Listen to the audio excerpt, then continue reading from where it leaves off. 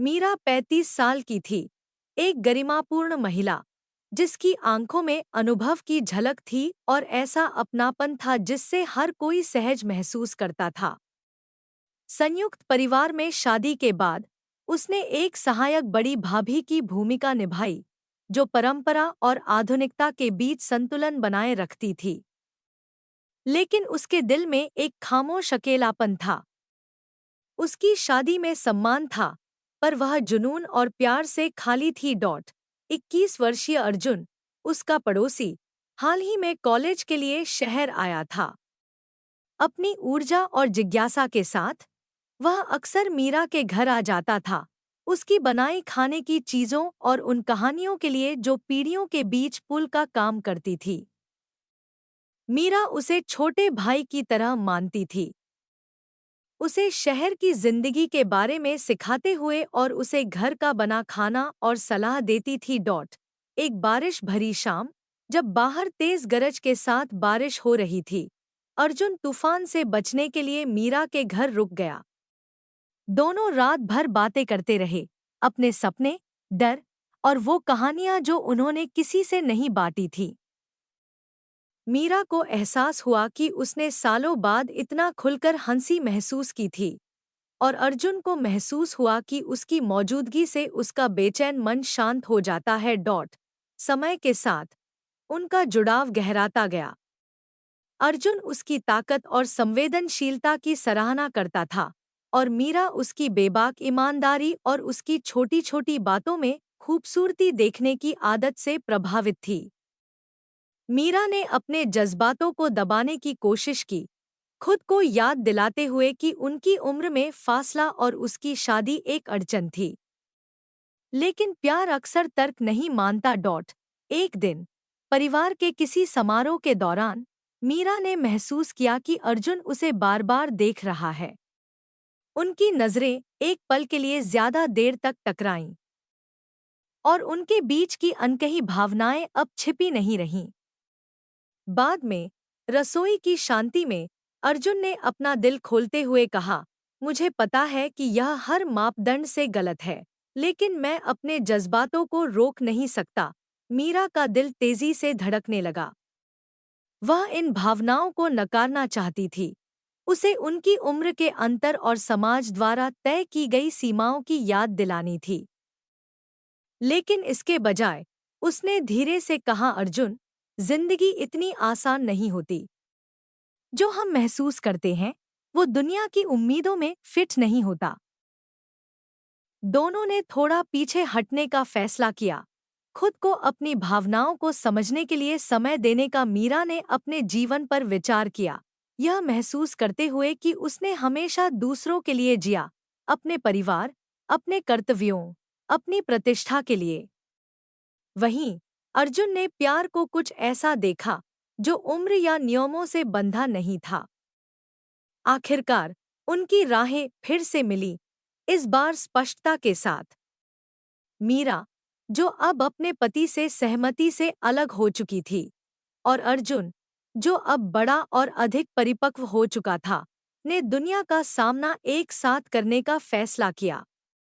उनकी प्रेम कहानी नियम तोड़ने के लिए नहीं थी, बल्कि यह दिखाने के लिए थी कि सच्चा प्यार, जब वास्तविक हो, समय और परिस्थितियों से परे होता है। और मीरा अब अकेली थी तो उसे कोई दिक्कत नहीं थी अर्जुन का प्यार अपनाने में। एक अर्जुन और मीरा दोनों एक साथ एक बिस्तर पर सो रहे थे। बिस्तर पर दोनों के बीच थोड़ी दूरी थी और दोनों विपरीत दिशा में सो रहे थे। थोड़ी देर बाद अर्जुन घुमा और मीरा को पीछे से चुभन महसूस होने लगी। वो समझ नहीं पा रही थी आखिर यह चुभन किस चीज की, लेकिन उसके दिमाग यह जरूर चल रहा था कि कोई सख्त चीज है। मीरा की व्याकुलता बढ़ती गई और मीरा अर्जुन की तरफ थोड़ा पीछे हुई। फिर जो उसे एहसास हुआ वो एक अलग एहसास था, क्योंकि ऐसा एहसास उसने अपने पति के साथ कभी नहीं किया जो एहसास अर्जुन के साथ हो रहा था। क्योंकि मीरा के पति का छोटा था लेकिन अर्जुन का बड़ा था, थोड़ी दूरी पर थे, तब मीरा को चुभन हो रही थी। मीरा अपने आप को रोक नहीं पाई। उसने अर्जुन से पूछा, मुझे किसी सख्त चीज की चुभन महसूस हो रही है, क्या तुम इसे हटा सकते हो? अर्जुन ने कहा, ठीक है,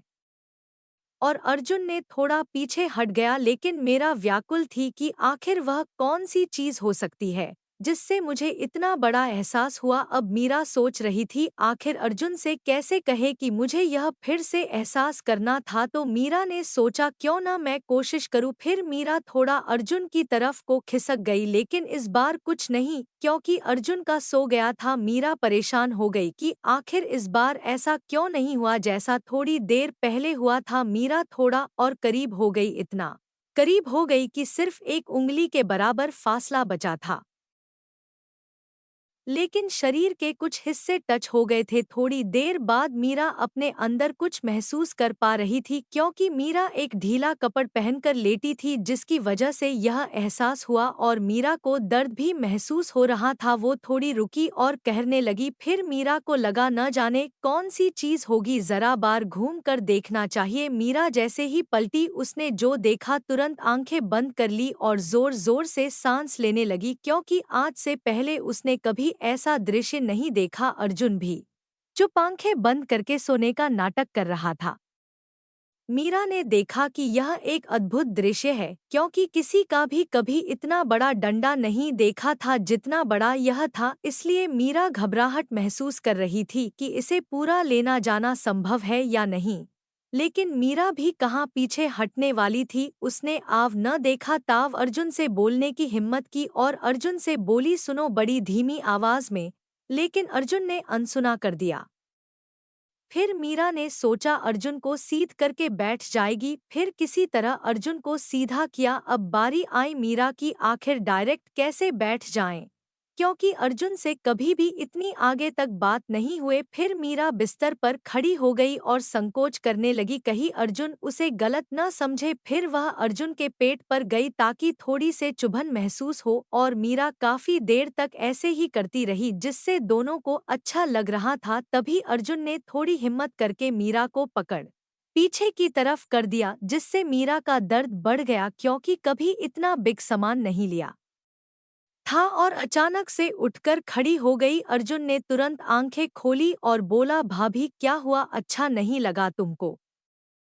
मीरा बोली, नहीं अर्जुन, ऐसा कुछ नहीं है मैंने कभी इतने बिग झूले पर झूला नहीं खाया, इसलिए मुझे डर लग रहा है। अर्जुन ने कहा, कैसा डर भाभी?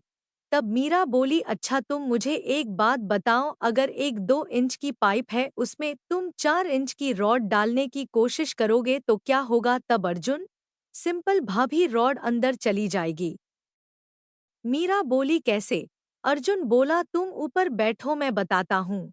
मीरा तुरंत पाइप के ऊपर बैठ गई और धीरे धीरे अंदर जाने लगा। तो मीरा बोली, दर्द महसूस हो रहा है, क्या करूं? अर्जुन बोला, आप उठो और किचन से जाकर वेस्लिन लेके आओ। मीरा गई, तुरंत वेस्लिन लेके आ गई। उसने पाइप पर अच्छे से वेस्लिन लगाया।